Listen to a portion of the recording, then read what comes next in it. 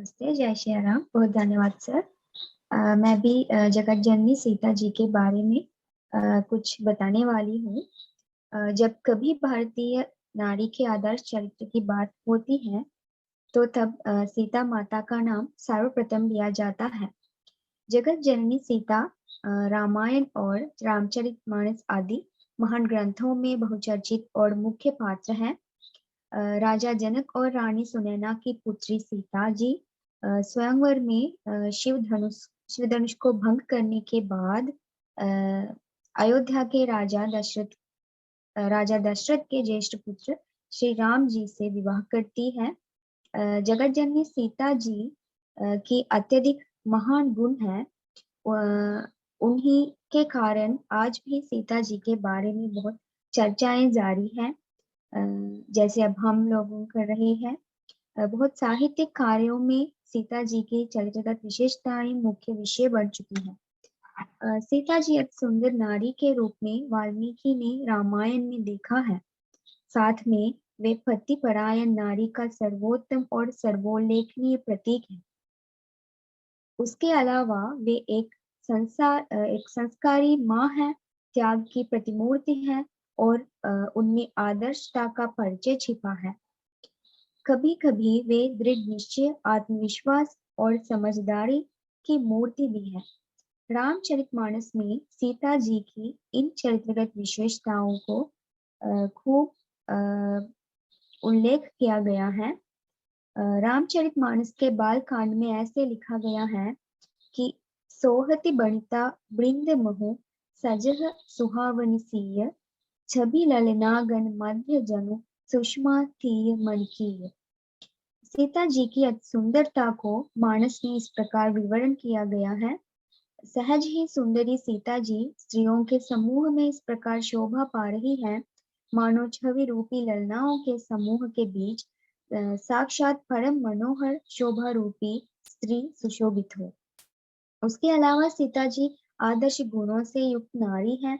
14 सालों तक वनवास में जाकर वे अपने आदर्श गुणों को दुनिया के सामने लाया और मानस में ऐसा लिखा गया है। तापस वेश जनक से देखी भय उपेऊ परितोषी विशेषी पुत्री पवित्र किए कुल दो सुजस धवल जगु कहु सबको। सीता जी को तपस्विनी के रूप में देखकर जनक जी को विशेष प्रेम और संतोष आया और उन्होंने कहा, बेटी तूने दोनों कुल पवित्र कर दिए, तेरे निर्मल यश से सारा जगत उज्जवल हो रहा है, ऐसा सब कोई कहते हैं। जिति सुरसरी कीरति सरितोरी गवनु कीन ही विधि अंड करोरी गंग अवनिथल तीन बडेरे ऐहि कये साधु समाज घनेरे। जनक जी इस प्रकार अपनी बेटी से कहते हैं कि तेरे कीर्ति रूपी नदी देव नदी गंगा जी को भी जीतकर करोड़ों ब्रह्मांडों में बह चली है। गंगा जी ने तो पृथ्वी पर 3 ही स्थानों यानी हरिद्वार, प्रयागराज और गंगा सागर को बड़ा तीर्थ बनाया है, पर तेरी इस कीर्ति नदी ने तो अनेकों संत समाज रूपी तीर्थ स्थान बना दिए हैं। बचपन से सुखमय जीवन बिताकर अचानक 14 साल वन में रहना एक राजकुमारी की ओर से कितना क्लिष्ट हो सकता है, लेकिन सीता जी ने अपने सब कुछ छोड़कर पति और देवर लक्ष्मण जी के साथ वनवास जाने का फैसला लिया था, वह भी प्रसन्न मन से। तो उनकी इस आदर्श गुण से जनक जी बहुत खुश थे।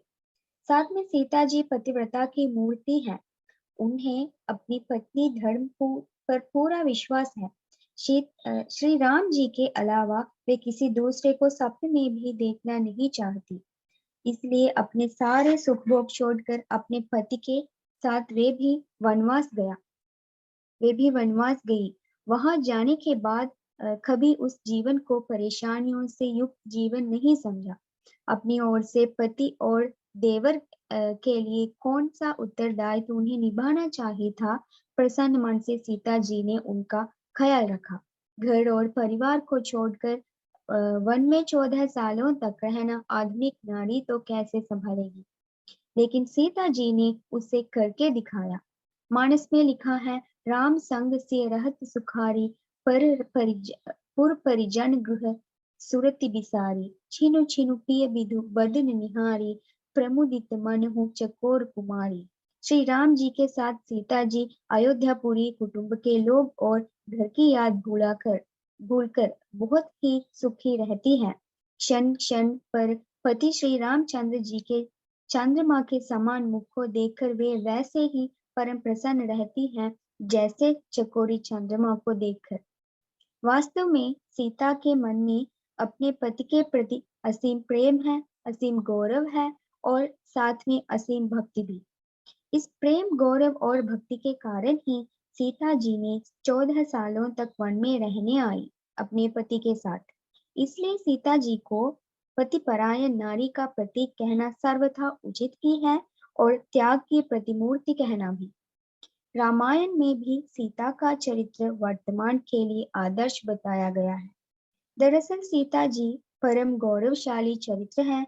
उन्होंने एक संस्कारी माता के रूप में लव कुश को संस्कारी पुत्रों के रूप में संसार के सामने रखा। त्याग की एक प्रतिमूर्ति के रूप में सीता जी वनवास चली गई और अपनी आदर्शता का परिचय दुनिया को स्पष्ट करते हुए सीता जी ने अपने आप को वनवास को भेजने वाली कैकेयी माँ के प्रति भी किसी प्रकार का वैमनस्य नहीं रखा।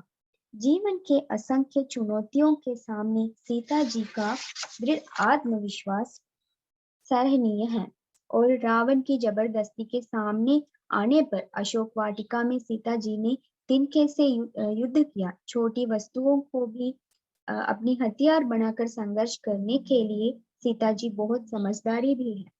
उनके अच्छे संस्कार और अच्छे गुणों से युक्त सीता जी का नाम कल भी सर्वोल्लेखनीय था, आज भी ऐसा है और आगे भी बहुत सर्वोल्लेखनीय रहेगा। जय सिया राम। सभी को नमस्ते।